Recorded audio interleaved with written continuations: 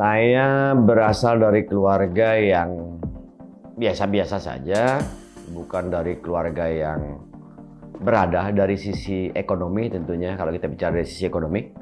Tapi saya juga berasal dari keluarga yang hebat, gitu ya, karena saya yakin semua kita belajar dari rumah, gitu ya. Tapi kalau ditanya dari sisi financial, ekonomi, keluarga dan segala macam biasa aja. Ya, tidak berlebih, juga tidak kekurangan. Namun yang paling penting di dalam lingkungan keluarga adalah pendidikan yang diberikan oleh orang tua dalam lingkungan rumah. Kita mulai dari rumah sampai dengan sekolah. Alhamdulillah saya mampu menyelesaikan pendidikan S1 saya, dan saya ada 3 orang adik-beradik. Saya nomor 2. Ada 1 abang dan 1 adik. Semuanya dibiayai sampai selesai kuliah oleh orang tua. Walaupun di dalam proses perjalanan tersebut ada hal-hal yang kita dapat pelajaran-pelajaran berharga dari kedua orang tua kita, gitu ya. Dimana dari zaman saya masih SMA, saya sudah melatih karate. Di salah satu tempat latihan, kita bentuk tempat latihan, ya lumayanlah ada tambah-tambahan buat uang jajan untuk sehari-hari. Dan waktu itu, waktu saya melatih karate itu sekitar tahun 81-82, saya punya beberapa tempat latihan di sekolah, baik di SMP maupun di SMA. Seminggu itu kehidupan saya adalah selain bersekolah, ya di sore hari melatih karate, gitu ya. Jadi aktivitasnya sudah rutin. Dari dulu sering bertemu dengan banyak orang, sering berkomunikasi, menjadi pelatih dan segala macam. Nah, dalam proses pendidikan tersebut tentunya saya yakin setiap orang tua terhadap anak-anaknya juga penerapan yang berbeda-beda, gitu ya. Pengertian penerapan berbeda-beda, tidak semua hal yang sama bisa diberikan kepada anak yang berbeda, gitu ya. Jadi saya sudah rasakan itu waktu saya zaman masih SMP, SMA dan segala macam. Bahkan saya ngerasakan satu kali dalam tanda kutip, gitu ya, saya mulai meningkat remaja, mulai kenal pacaran, gitu ya, kenal dengan perempuan, gitu ya. Waktu itu bapak saya punya beberapa becak, gitu, yang disewa-sewain, gitu ya. Dan satu hari saya minta tambahan untuk nonton bioskop ceritanya. Dan orang tua saya bilang, oh belum tentu jadi anak mantu saya, gitu ya kan. Kalau kamu mau nonton, mau biayain perempuan lain, itu ada becak. Narik aja becak. Jadi saya diajarin narik becak. Kebetulan waktu itu masih jadi atlet karate. Jadi saya bukan goalnya sebenarnya hanya nyari duit tambahan dengan narik becak dan melakukan hal-hal lain, gitu ya. Ya saya anggap aja sedang latihan, lumayan melatih otot kaki saya, sehat juga, dapat uang, gitu ya. Jadi saya dididik secara keras dan disiplin oleh orang tua saya, yang tentunya bagi sebagian dulu di seumur anak-anak remaja sekarang pasti ada jiwa berontak, ada jiwa ngelawan dan segala macam. Namun itulah yang akhirnya yang membentuk diri saya sampai hari ini, karena sejak awal dari rumah sudah diajarin segala macam bentuk kedisiplinan, dan kita dididik oleh orang tua menjadi punya fighting spirit.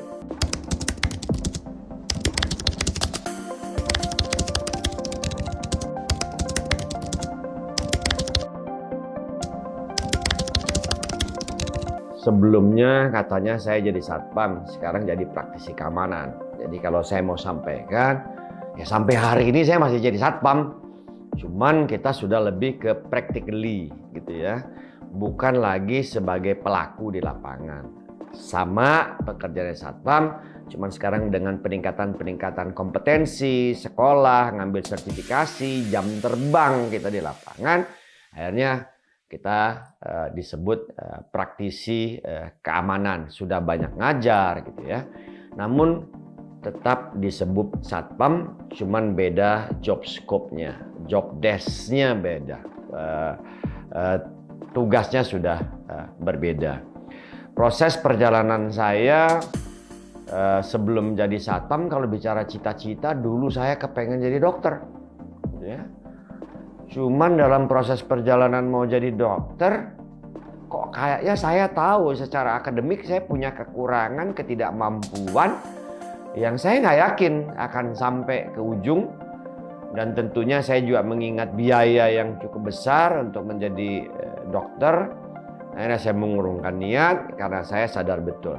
Mungkin kalau di ilmunya manajemen sekarang, dari awal saya sudah melakukan SWOT analysis terhadap diri secara tidak langsung, ya, karena saya sadar betul ketidakmampuan saya. Kalau saya terusin bahkan saya akan bukan semakin benar gitu ya. Akhirnya saya kuliah, waktu itu mau kuliah juga permintaan saya sama orang tua saya, pokoknya nggak ada matematik gitu ya, matematik memusingkan sekali. Akhirnya saya kuliah, masuklah di Fakultas Ilmu Administrasi jurusan Niaga di Universitas Krishna Dwipayana. Itu di tahun 86 saya masuk kuliah. Ya, saya memulai kuliah saya. Alhamdulillah saya sambil kuliah dulu sempat juga ngajar ya. Jadi ngajar di satu sekolah, ada sekolah menengah industri pariwisata. Kebetulan ngajarnya cuman olahraga dan kebetulan olahraganya karate. Wah, enak lah gitu ya. Dalam proses perjalanan tadi, rupanya saya belum bisa membagi antara bekerja dengan sekolah. IP saya jeblok gitu ya. IP saya jeblok, orang tua saya tegur. Akhirnya saya berhenti mengajar di sekolahan tersebut gitu ya. Lalu saya fokus kuliah. Alhamdulillah saya bisa selesaikan kuliah saya tepat waktu, selesai tepat waktu. Dan selanjutnya kelanjutan dari cita-cita saya yang tidak menjadi kenyataan, apakah saya punya keinginan jadi satpam? Jujur saya nggak punya keinginan jadi satpam, nggak punya sama sekali, mimpi pun nggak pernah gitu ya. Lalu saya melamar, waktu itu ada hotel, salah satu hotel buka gitu ya di daerah Senayan, saya sebut nama aja. Saya di hotel Atlet Century Park, waktu itu namanya seperti itu. Saya masuk, saya ngelamar. Nah, ngelamar kerja, dilala, saya ditempatin jadi satpam. Dan itu sarjana gitu ya. Saya masuk di situ, duduk, ditugaskan, bukan duduk, tugasnya di pos. Ya. Posnya pos semacam bukan pos tertutup, pos terbuka, cuma ada tenda yang kita terlindung dari panas langsung. Tapi kalau hujan, ya kena hujan karena angin gitu ya. Pada saat bertugas itu nyesel juga gitu ya. Kenapa saya lulus kuliah cuman jagain pos satpam gitu ya. Sempat bingung gitu lah. Sempat bingung, sama pada saat itu ada perasaan malu. Dan doa saya pada saat itu, ya jangan sampai ada orang yang kenal itu datang ke hotel itu. Jangan sampai juga ada yang dalam tanda kutip mungkin ada namanya masih muda kan, ada perempuan-perempuan yang saya suka gitu ya, yang sampai datang nengokin saya gitu ya, jagain pos satpam seperti itu gitu ya. Ya, alhamdulillah waktu berjalan saya coba memotivasi diri saya gitu ya. Motivasi dari orang lain itu penting, tapi akan jauh lebih kuat adalah motivasi diri. Pertama, saya memotivasi diri saya bagaimana sebenarnya kerja apapun adalah amanah gitu ya. Dan kerja apapun adalah ibadah gitu ya.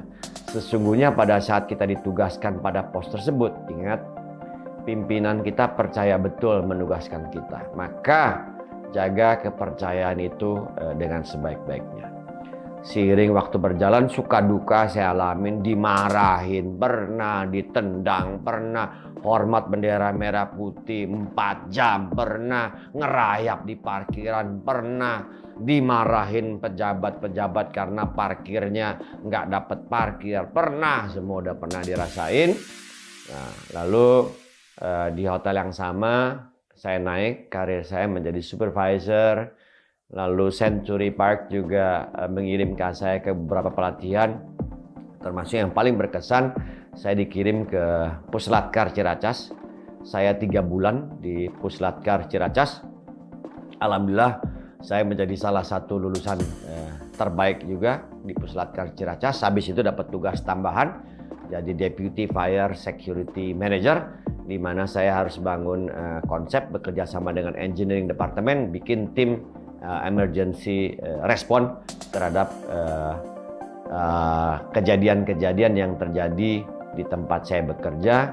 Kita bikin cerita terjadinya close down hotel, bagaimana kita memadamkan api, bagaimana kita menyelamatkan korban dengan penyelamatan di luar gedung dengan mempergunakan tali gitu ya, rappelling, turun ke bawah dengan ngendong. Ada pemadam kebakaran, pihak kepolisian, rumah sakit terlibat. Kita bikin skenarionya seperti itu di Hotel Century. Dan Century adalah tempat belajar saya pertama kali menjadi security. Dan saya masih ingat guru saya pertama kali di bidang persatpamam udah almarhum.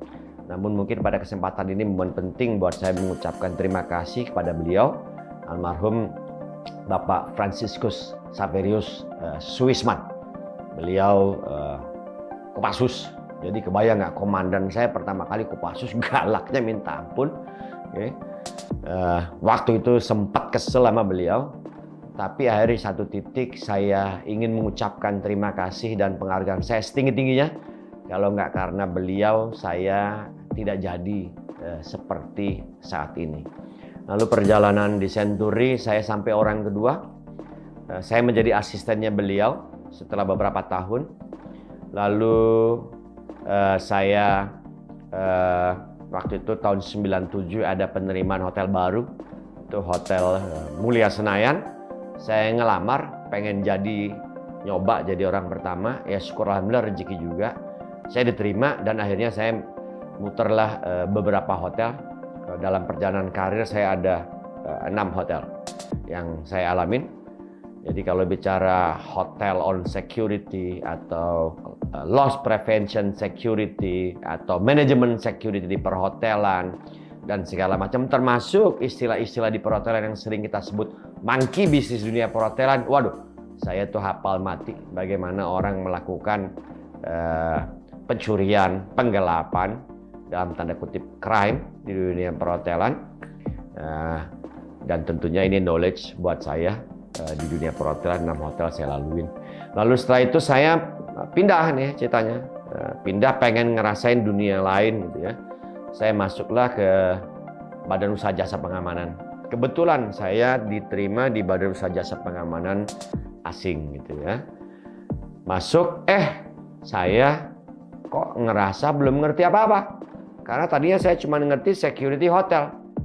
Nah, di tempat saya ini saya belajar tentang bagaimana security di oil and gas, bagaimana security di mining, bagaimana security di forestry, bagaimana security di plantation, bagaimana security di fabrikasi, bagaimana harbor security, bagaimana building management security, bagaimana aviation security, semua belajar.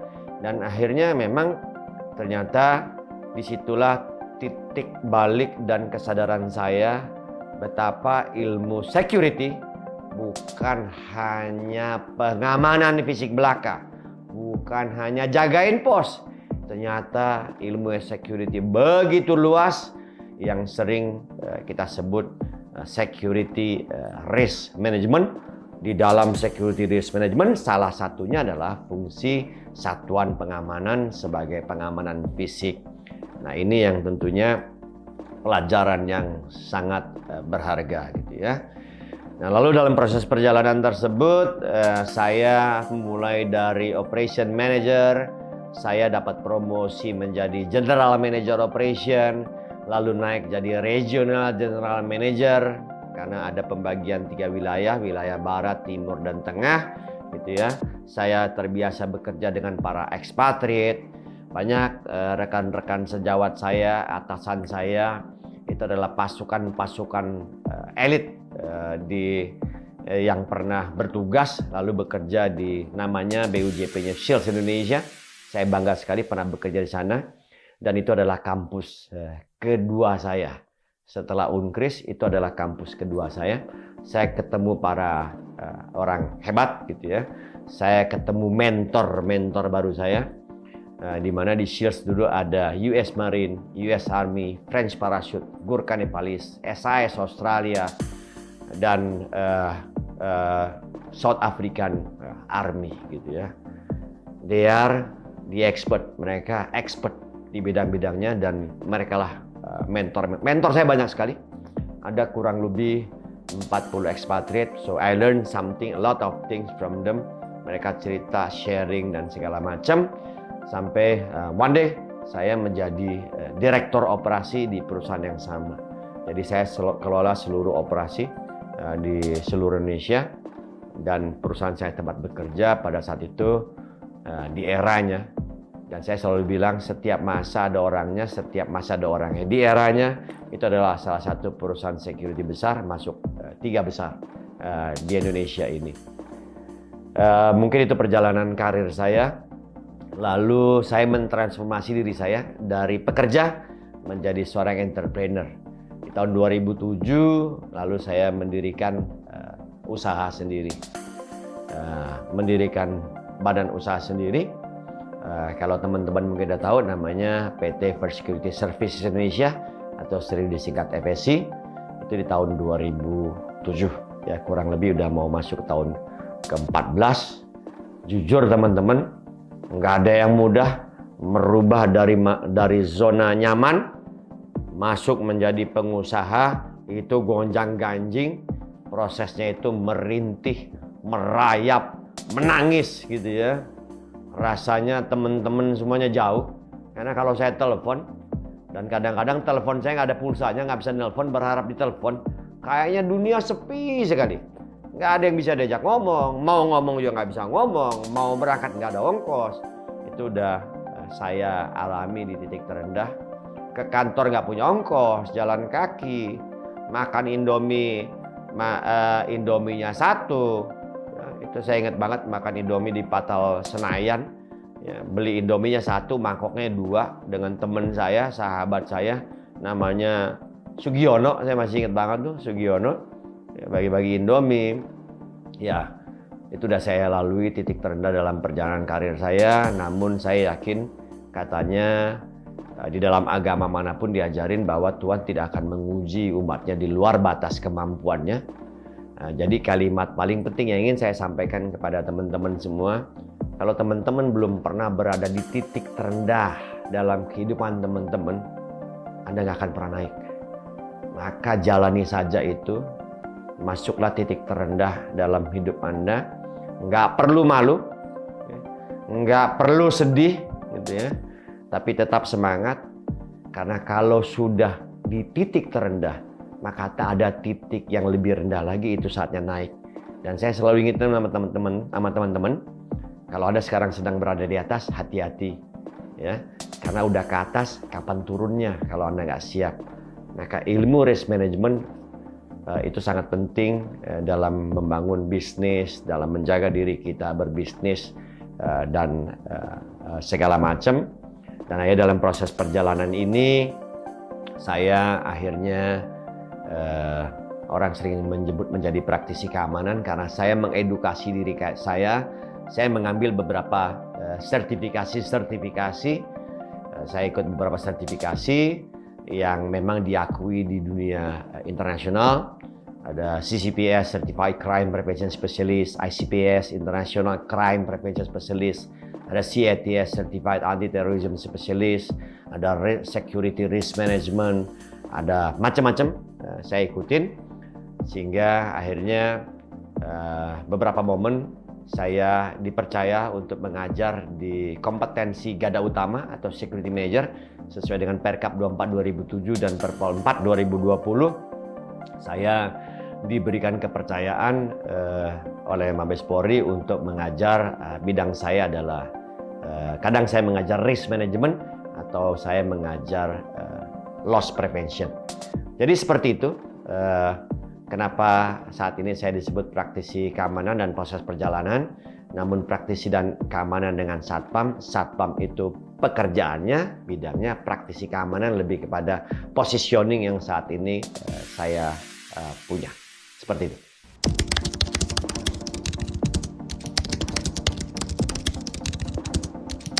Saran dan masukan buat Satpam Indonesia, fokus. Okay? Jangan dikira menjadi satpam tidak bisa menjadi karir dan tidak bisa menjadi profesi. Jangan dikira jadi satpam nggak bisa punya sesuatu. Kenapa? Saya contohnya.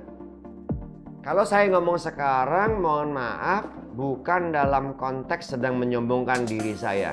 Saya adalah sebagai proven kepada adik-adik saya, kepada junior-junior saya, kepada generasi penerus saya, bahwa satpam harus mampu mentransformasi dirinya dari yang kita nggak punya keinginan, dari yang kita nggak punya cita-cita, namun kita akhirnya berada di situ. Pada saat kita sudah berada di situ, pertanyaannya kita mau ngapain? Anda mau jadi yang terbaik, lakukan yang terbaik. Jangan lakukan hal yang biasa-biasa. Kalau hal yang biasa-biasa Anda lakukan dan Anda berharap terjadi hal yang luar biasa dalam hidup Anda bermimpi.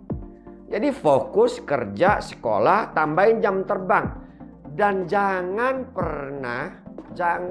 pernah menolak tugas yang diberikan pimpinan. Memang timbul kesan, kok kayaknya pimpinan bisa nyuruh terus, bisa ini, bisa marah-marah. Jangan dilihat dari sisi itunya. Tapi lihat coba dari sisi lain sehingga itu menjadi semangat. Bahwa kalau pimpinan memberikan tugas, perintah kepada kita, tanamkan di pikiran Anda, di hati kalian, bahwa pimpinan memberikan tugas biasanya kepada siapa? Kepada orang yang dia percaya, kepada orang yang dia suka. Dia yakin bahwa Anda mampu melakukan pekerjaan itu. Lakukan. Dan itu menjadi cerita satu hari. Karena saya selalu bilang, pengalaman nggak pernah bisa Anda beli. Yang lain mungkin masih bisa Anda beli. Pengalaman harus Anda lalui. Ketidaknikmatan, segala macam gangguan, ketidaksukaan, Anda harus jalani. Kenapa? Apa namanya nikmat? Apa namanya Anda punya kemampuan? Kalau Anda tidak mulai dengan hal ketidaknikmatan, ketidakmampuan, keterbatasan, dari situlah kita akan berangkat. Dari situ menjadi motivasi kita untuk melangkah ke depan yang lebih baik. Jadi saran saya, nggak usah ganti karir. Kalau kalian udah mulai jadi satpam, fokus belajar. Media sudah begitu banyak terbuka. Ada semua orang sedunia ini yang bisa kita tanya. Siapa? Mbak Google. Tanya, semua literatur di situ ada. Ya, dan dengar dari beberapa, mungkin ada rekan-rekan saya yang para praktisi keamanan yang lain. Banyak kok mereka sudah bikin YouTube gitu ya. Di YouTube saya juga ada echannel.id. Itu saya banyak kasih materi-materi. Silakan dilihat, like, subscribe, and comment di echannel.id. Di situ banyak materi-materi, paling nggak menjadikan pengayaan kalau belum ke arah sertifikasi. Oh, bagaimana nanti mau sertifikasi? Ya mulailah menabung, mulailah dikelola keuangan Anda, diatur, masa depan itu dapat diatur. Seperti itu mungkin yang saya perlu sampaikan kepada adik. Tetap fokus, selalu belajar, dan tetap semangat.